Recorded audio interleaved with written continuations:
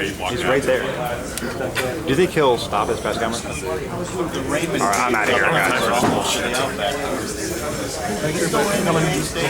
Yes.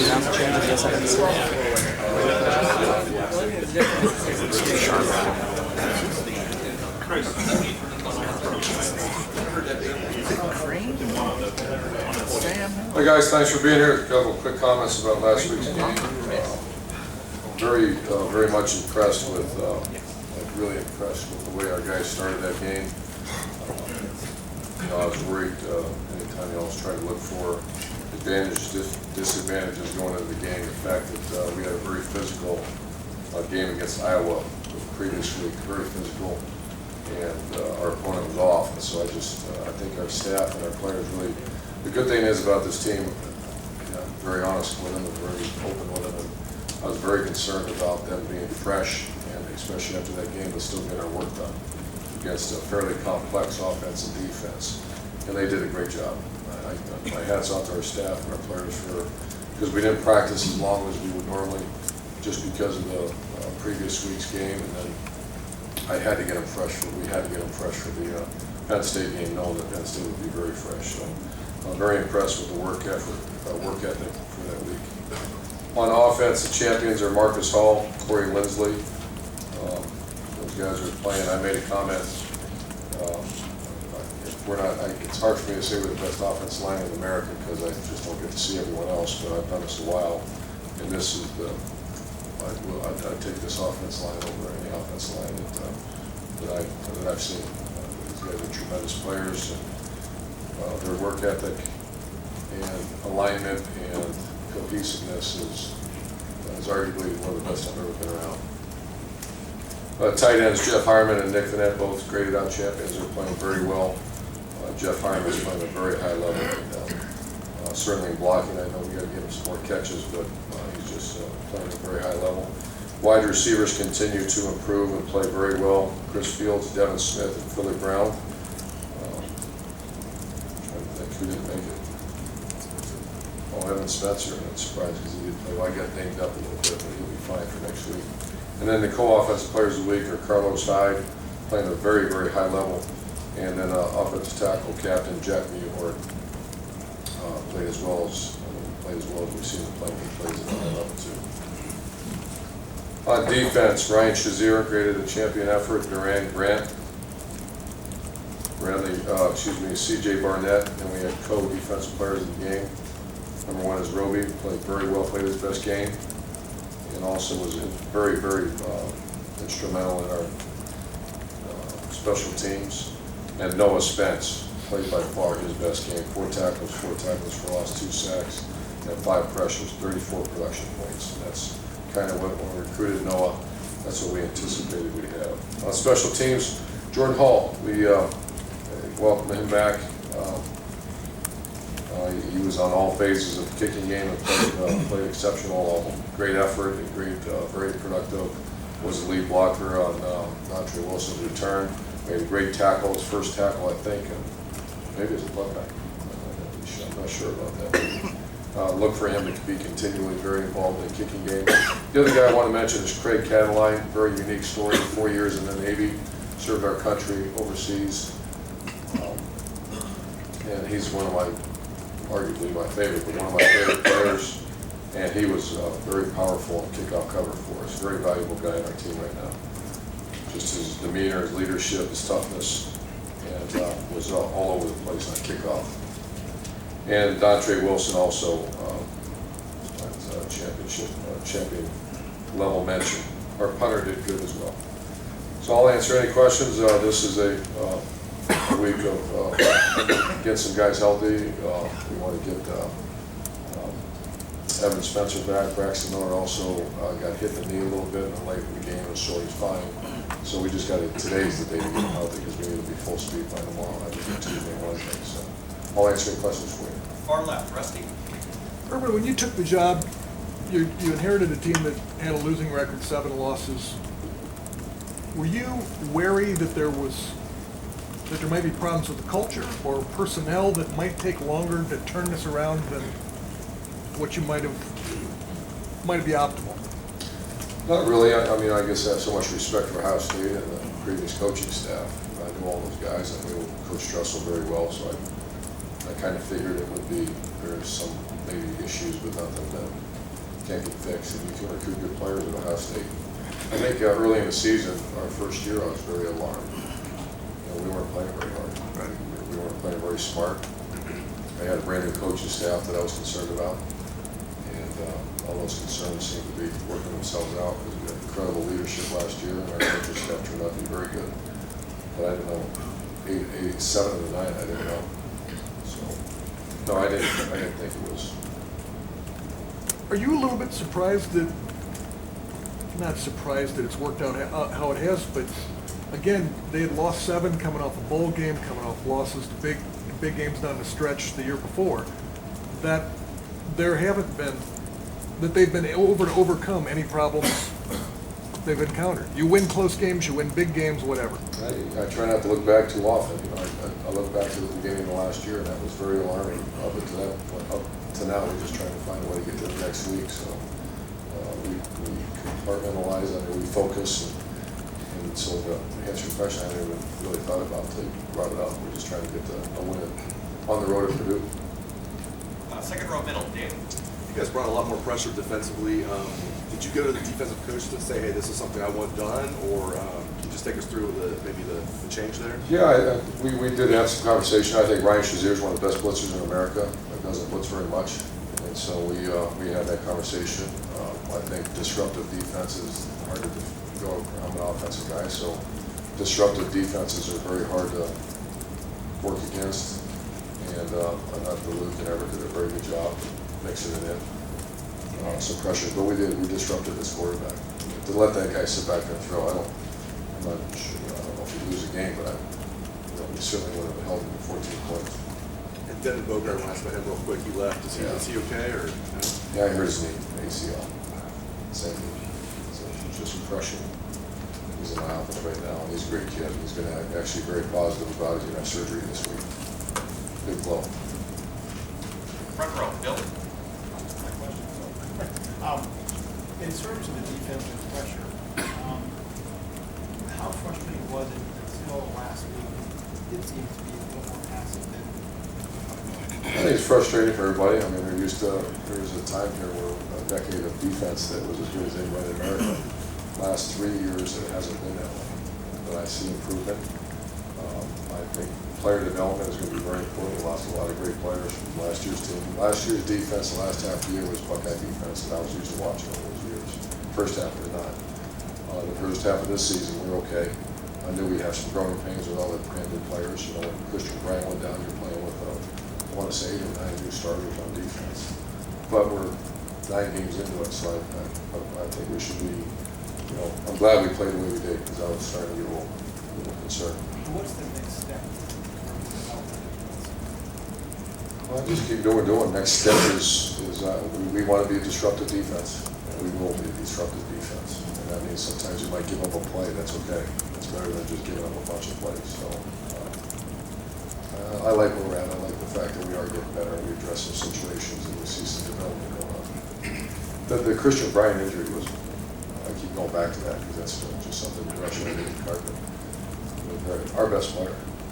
He's out of the game. Our best leader on that side of the ball. He's out of the game. So I like the fact that we finally, I saw some energy, I saw some pulse on defense, and I was concerned for the last few weeks, like a lot of people were.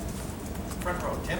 Yeah, with that in mind, Corey Pitt Brown had a big play. What does that do for a player's confidence, you think?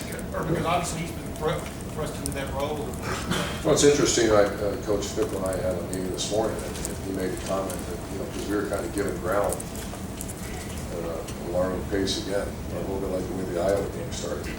And for him to step up, the energy level, because I go right to offense, I don't see what happens on the sideline. You saw a very confident team coming off that feel like we can do this. And where Iowa wasn't that way at all. If they score there, that's a whole different ballgame.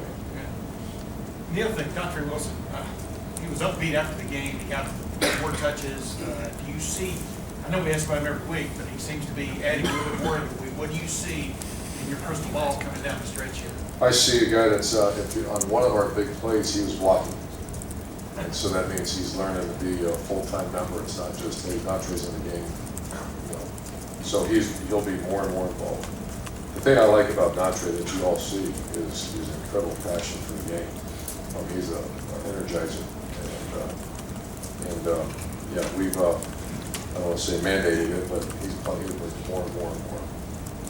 Played very, very well, by the way. I mean, when I say very well, of course he carried the ball well and all that, but he did a lot of things well. Front row, Todd. Urban, anything that you guys do differently now that calendar changes to November?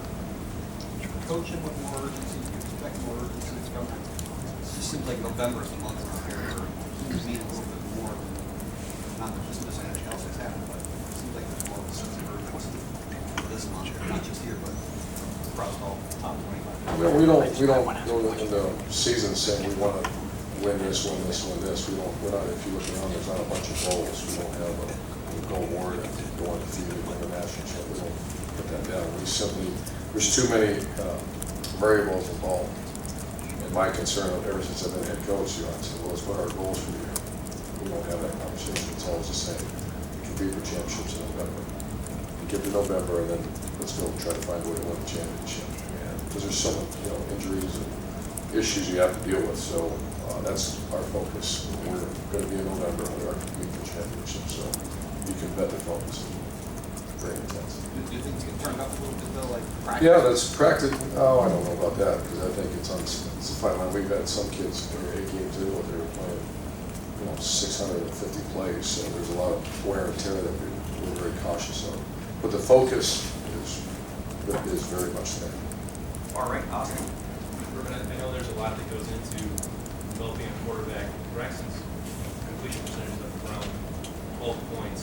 What do you think has been the most important part of that improved accuracy? Fundamentally, he's a much different player than he was a year ago, and knowledge of the offense, those two things. And I see it every day. The thing we can't do, and I challenge our coaches all the time, and myself, we can't get bored and create these new plays because you're bored of the old ones work just fine. Just keep doing it over and over again. And the more a quarterback does the same system, you got to figure now, up to this point, Braxton was, this last year was his second system as a quarterback. Was in the same one, the same coach, same system for 2 years. He should be better. He is really better though. I mean, I anticipate he'd be better. He's a little better and better. But then that's just, To go back to what Tim was that's asking. my master's degree from my house. Better than better. To go back to what Tim was saying about Dontre, have you found that he is as valuable as a decoy or more valuable than when you get the ball in the season? Maybe not as, but he's pretty lethal with the ball. And where do you see him next year? I mean, he's going to get big and strong. He's gained 15 pounds since he's been here. Yeah, he's a great practice player. On Fridays at our walkthrough, he's still going full speed. So he's just one of those guys you've got to have around. Far left, Rob. Urban, one of the motivating methods that coaches use with players is don't forget the sting or the taste of losing. You got guys on this team who've never lost in college going back, a couple of years. How do you keep them agitated? You've kind of lost that bullet, so to speak, to use with them. And two, We're pretty good agitators around here. so that's one. Two, you've gone 3 years. You've been 3 years since you've lost a game personally.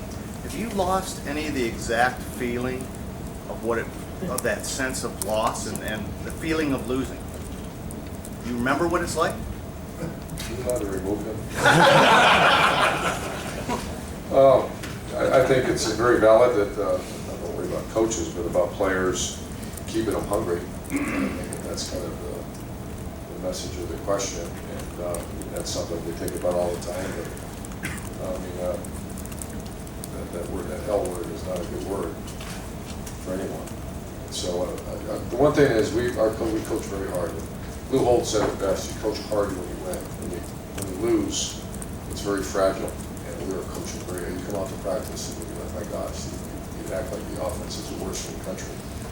Especially on Tuesdays, bloody Tuesdays around here for a reason. And I think that's as long as we're still coaching that way, and we will, they're very hungry. How about you, the feeling of losing? You still have it? Do I still have it? Yeah. just want to avoid it at all costs. Fourth row middle, David. Urban, since Kenny Gatt was warming up at Northwestern, Braxton Miller has gone to a different level. I'm just curious, as a psychology major, if you find that to be a coincidence whatsoever. I don't think it's a coincidence. I think he knows, and I've told him, there's absolutely no doubt. He's like, it's maybe a little more complex than that, but if our center doesn't play well, we're going to make a change if we have a good center behind him. And you've seen that in some other positions. And as guys improve, we're going to make a change. And he knows that. He's not used to being second fiddle. His high school career, his college career so far, but I love him to death. He's like a son to me, and we get along great. But he knows that I have a job to do, and that's to make sure the best players are on the team. And the guy behind him happens to be a very good player, very good leader. It was great to get him in the game. We're going to keep trying to figure out ways to do that. One more thing on Braxton. As good as he was on Saturday, do you have an envisionment that it can get even better for him? Much better. Yeah, I mean, you're talking about an incredible release, arm strength. There's still some things. He cowboyed it a few times, which means, when it kind of broke down, he panicked in a pocket when he didn't have to. And we already had a meeting this morning about it. And he needs to know where his check on is. Those are two things just from this past game. He panicked in the pocket 3 or 4 times, and he panicked to the point we didn't know where his check on was. That's a problem. That's not good quarterback. Last 2 questions. Far left, Doug. Urban, when you were running through things at the beginning, you mentioned good linebacker play, defensive line, safeties. You like the offensive line, the receivers are improving, the tight ends, Hyde, Braxton. Do you feel like every part of this team is working the way you want it to? I know you can always improve, but do you feel like there are any weak spots on this team, or is everybody doing their job? There are. The linebacker position is still not solidified yet. We're not Ohio State expectation level linebacker position. After this past week, I think most other positions played at a very high level. And, so the linebacker position is one that we're keeping our finger on real hard, because we just need to improve the level of play and just the numbers of backers we have in the program. Punt team was good. Return was excellent. Kickoff coverage was probably the best we've had all year. Those guys did a great job. So, and then punt block, we haven't had any opportunities last week. So, I mean, to answer your question, some areas are real strong, but we've got to keep getting better. When you've had your elite teams, your best Florida teams, were you strong everywhere across the board? Are great teams strong everywhere? Or sometimes are great teams even covering up some deficiencies? Great question. There are, I'd say, the one team that was strong right across the board was 08, right across the table. Special teams, offense, defense. This one, after the way they played this Saturday, right across the table, pretty strong. The linebacker position is one that can continue to get a little better, but they're fairly strong. But you can be strong. Our expectation level is to be strong in all areas. Real quick, Kurt's Grant, he got the head bump on Saturday. He's sore neck. He's sore neck. And Lori, final question. Just want to make sure we get something in about Purdue. They're a very young team. Is it kind of difficult to get a read on them? I have not watched their offense yet. I watched their defense. They changed. They were all 4-3 defense about 3 weeks ago before Nebraska and changed completely. They're now 3-4, so it means they're just going through some personnel issues and scheme issues.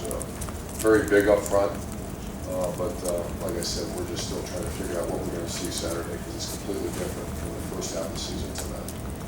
Unrelated, but I'm curious. You get the question at halftime about the halftime speeches that go on when games aren't going well. You're never asked what halftime is like when the first half has been humming along. I'm wondering how you handle that break in the action when things are going as well as they were against Penn State. If it's a hungry team, it's very easy, and it's a 0. We tell them 0-0. We start this game over again, and you're being evaluated. And we put a lot of pressure on these players. You come to Ohio State to start, and the good thing is when you recruit fairly well, they know there's a guy right behind you. So if you want to go take a few plays off, there'll be someone else in there. And that's when we start getting a good program. And right now, the certain positions that are playing best, it's not by accident. The gentleman asked me a question on Braxton. He knows the guy behind him now. Freaking stadium's calling his name.